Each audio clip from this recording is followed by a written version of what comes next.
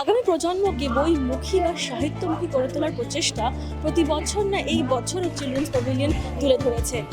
এই বছর children's pavilion পালন করছে ময়ূর চৌধুরী শতবর্ষ, অর্থাৎ একেবারে জমজমাট এই প্যাভিলিয়ন খুদেদের নিয়ে। কি বলছেন তারা, শুনবো।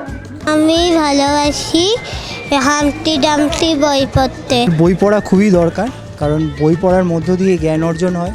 আমি বই পড়তে ভালোবাসি, আমার ফেভারিট বই 3টি। এখানে এলেই, এই বইমেলাতে এলেই আমাকে এই চিলড্রেন্স প্যাভিলিয়নে আসতেই হবে, এরকম ব্যাপার। বাচ্চারা মূলত এখন তো ভালো ভালো ভালো বই সব কমিক্সে ট্রান্সফার হয়, কমিক্স বইগুলো ভালো বিক্রি হচ্ছে। বিভিন্ন রকমের কমিক্স, যেমন চাঁদের পাহাড়টাকে কমিক্সে করা হচ্ছে, আবল তাবল কমিক্সে করা হচ্ছে। কারণ ছোটরা আমি কাজ করতে গিয়ে দেখেছি, ওদের যদি দেওয়া হয় ওরা ঠিক ঠিক নিতে পারে। এটাই হচ্ছে আমার আনন্দ, সেই জন্য ওদের নিয়ে আমি লিখি। আরে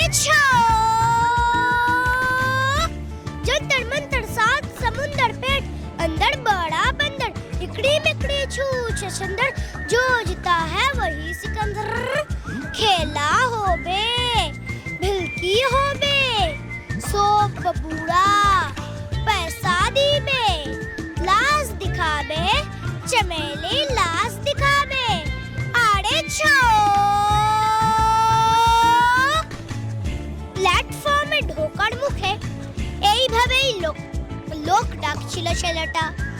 মাথায় টুপি, হাতে ঢোলক, গায়ে লাল নীল কাপড়ের তালিমারা জামা। দুই ভাই আর বোনকে নিয়ে দেখাচ্ছিল নানা কসরতের খেলা। আমরা যাচ্ছিলাম বাপির সাথে বইমেলাতে দারুণ মজা।